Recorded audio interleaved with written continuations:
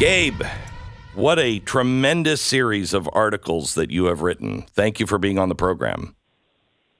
Thank you very much, Glenn. I appreciate that, and thank you for having me. You bet. Okay, so explain what you have uncovered and why it's important.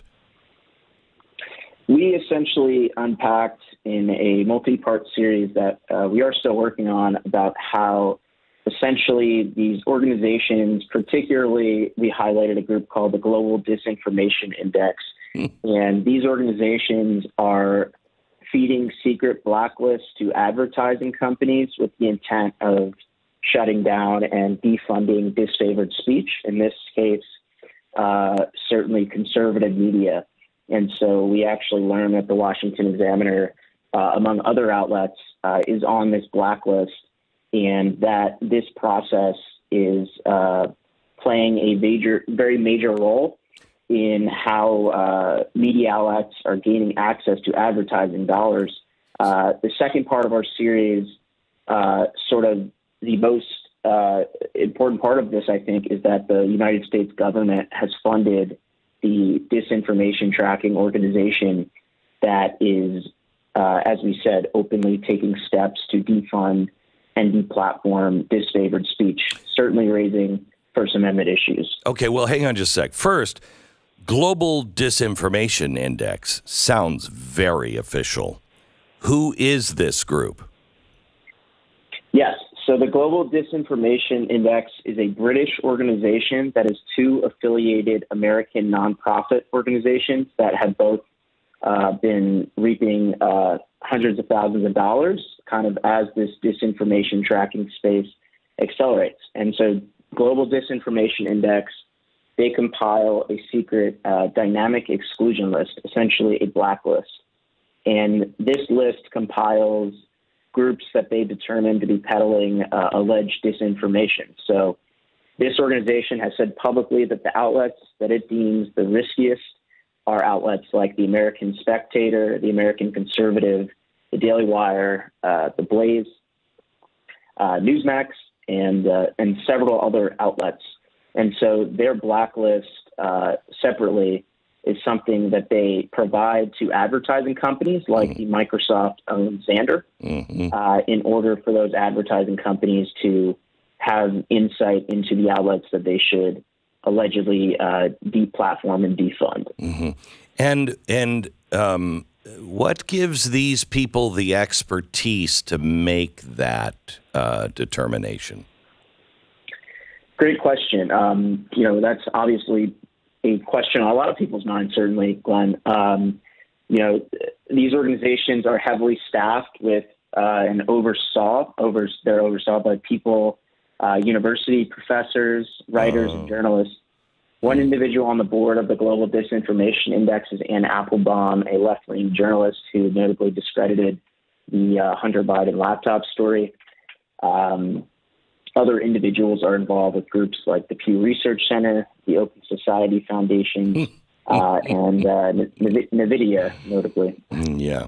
Okay. So they're going around, and I mean, this is something that Media Matters was doing, and really, despite what is said in the papers, quite ineffectively with me when I was on just radio and Fox. And they would target and target and target and target. But now you're looking really at Google and Amazon as the big advertisers, and they're targeting all of these agencies, if you will, that are really media platforms. Correct? That's right. A group like this, which obviously, has certainly flown under the radar, has developed major influence clearly in the advertising space based on the fact that Microsoft, we learned, was subscribing to this list. Microsoft, obviously one of the largest corporations throughout the world. I'm just looking at the review of the Huffington Post. This is their risk level is low, so feel free to advertise. The Huffington Post largely features fact-based, unbiased content, free of sensational text or visuals. The domain also refrained from perpetuating divisive narratives via the negative targeting of groups or individuals, unless you're conservative or Republican.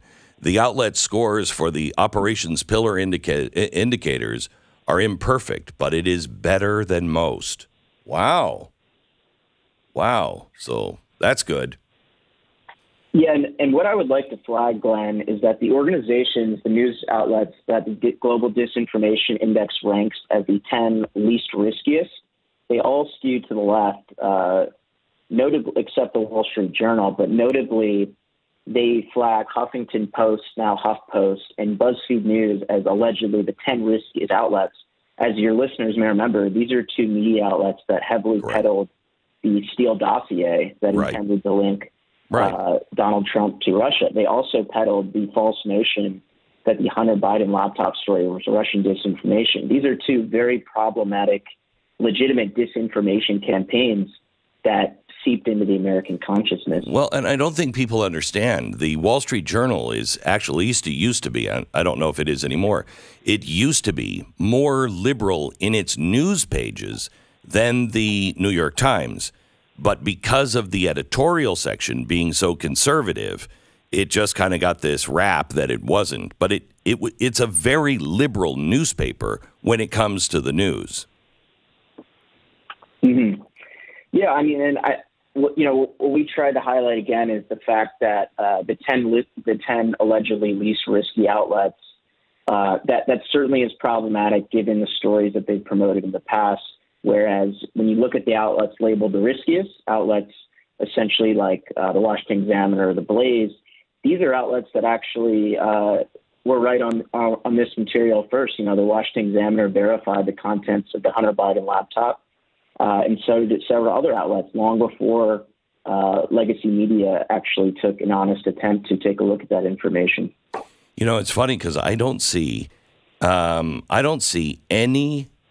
On the riskiest domains or apps, I don't see a single liberal on here, and I see almost every single conservative. It's quite a list. Can we go back to now where the government is funding? Because even our State Department is funding this. That's right. The State Department has granted $330,000 to the Global Disinformation Index through two specific entities. One, the Global Engagement Center, which is essentially a grant-making arm through the State Department that actually came under fire in Twitter files reported by journalist Matt Taibbi, because that same organization was contacting Twitter and asking them to engage in content moderation related to the coronavirus and vaccines in particular in 2020. So that's one entity that has funded the Global Disinformation Index. The other State Department entity is the National Endowment for Democracy, which is a nonprofit group that was authorized through Congress, that is funded almost entirely through congressional appropriations. And I would really flag that the board of the National Endowment for Democracy has oversight over who receives grants.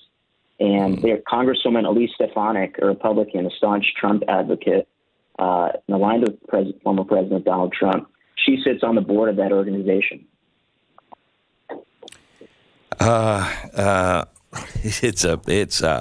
It's quite a mess. How is this going to be cleaned up? So we've received word from a few members of Congress who have said, this raises major issues and they would hope to investigate this. One is Representative Michael McCaul, who is the chairman of the House Foreign Affairs Committee, which oversees grants to the State Department.